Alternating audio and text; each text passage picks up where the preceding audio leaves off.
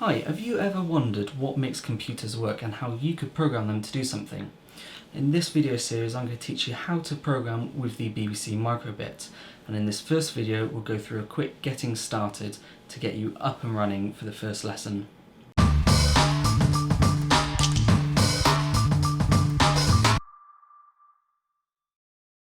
Okay, so this is the BBC microbit Go. If you don't have one of these at home, don't worry, you can still follow along with all the tutorials at home. You can do everything in the browser. You don't actually need one of these, but it's a nice to have. If you want to get your hands on one of these, your local library might have a stock that you could be able to take out. If not, you can buy on Amazon for around about £20. I'll post a link in the video description on where you can get those. So let's open it up and see what's in the box.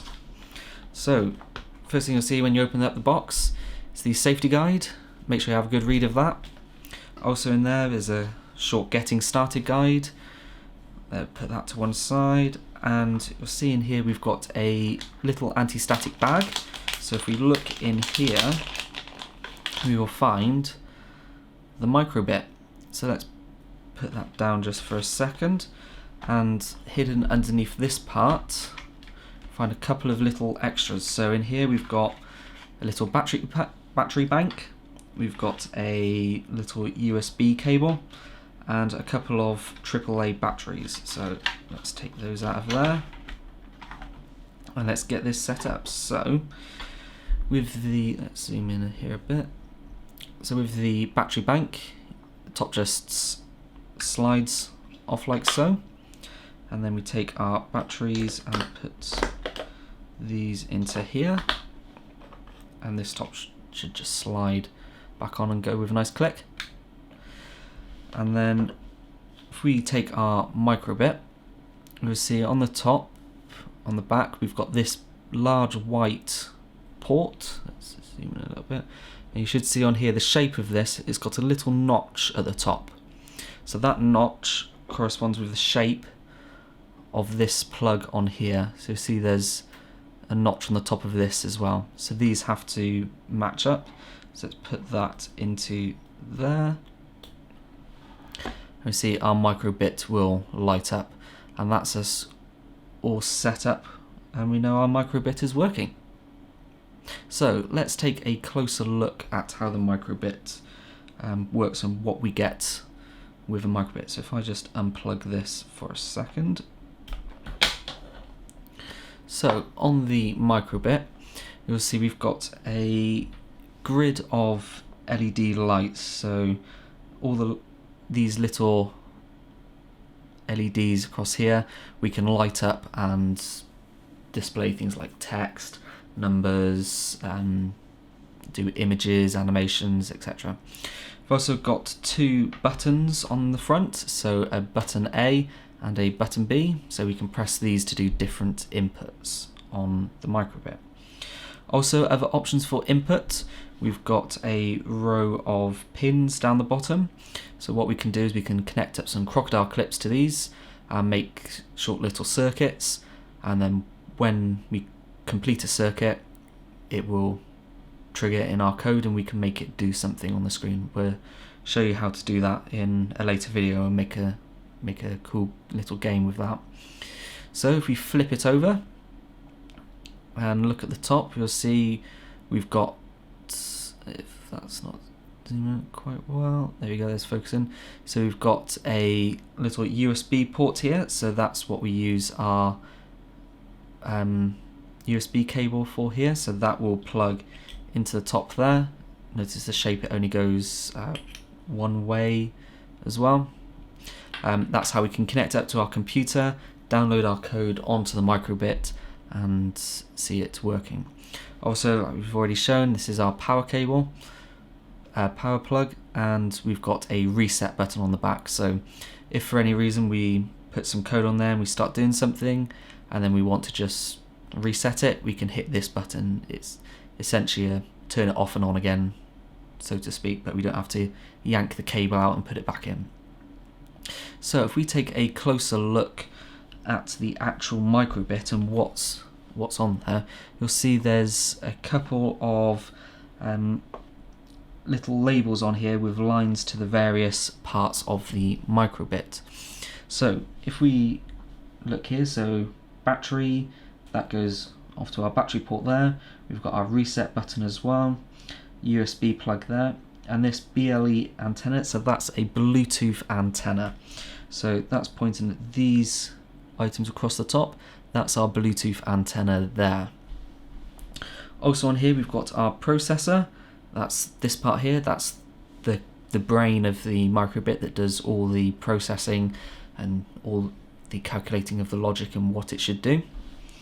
We've also got a compass, a little compass on here, so it knows which way it's directing, so we can make a little compass app on here. We've also got accelerometer, so this lets us know whether we're shaking the microbit, so it can work out whether it's being moved around. And then we've got all our pins across the bottom down here. So that's the microbit. Let's open up our browser and start coding with it. Okay, so let's move over to our computer and see how we can make some code and put it onto our microbit. So if we go open up a browser and go to makecode.microbit.org, you'll see a page that looks like this where you can hit New Project. So under here you'll see an emulated version of the microbit, so you can do things like click the buttons and send connect circuits through the pins. So if you don't have a microbit, a physical one, you can do everything through the browser or on the app. I'll show you how to use the app in a moment. So on this pane here we've got the different groups of what we can do. So inputs, things like pressing buttons, shaking the microbit, different pins being pressed, so that's making connections through these. So let's go back to basic, it's the main one we tend to use. There's one called show LED, so let's drag that into on start and draw a vertical line on there. And we'll see this then updates and has that line on there. If I wanted to change it from a line to a plus, you'll see it update in the browser like so. So if we want to get that onto our microbit, let's hit download. And let's close on that, and you'll see down here it's downloaded the hex file. And let's show in folder. Let's get rid of that one. So in our downloads we've got microbit-untitled. So if we wanted, we could give it a project name down here, but this is just demoing out how it works, so I've left that as untitled for now. So then what we want to do is take our microbit and plug it into our computer. So now you should see the microbit either automatically opens. If it doesn't, don't worry, you go open up a new Windows Explorer, go to this PC, and you should see it on there. So double click on that, and then essentially all we want to do is drag this microbit untitled hex file over onto our microbit. You see the back should start to flash, and then when it stops flashing,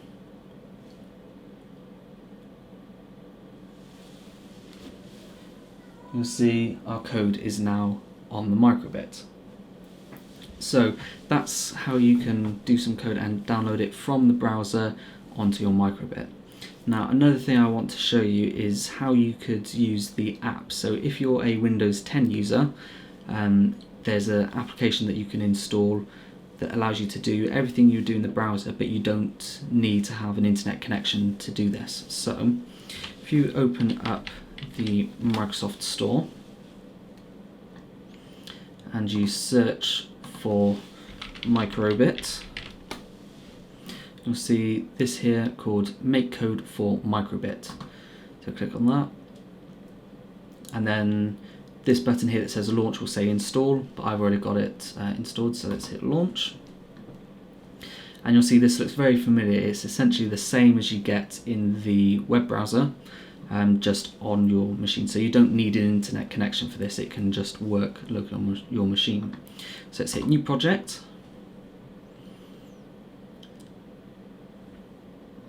And this time, instead of doing a cross with a vertical and horizontal line, let's do a cross with 2 diagonal lines. So let's do a cross along there. Oop. Let's do that. And see in our emulator again, we've got a nice cross here.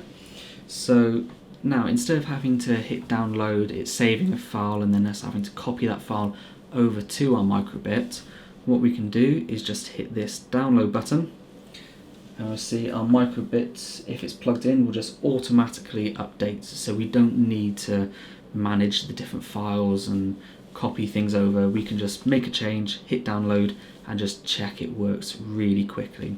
So for all the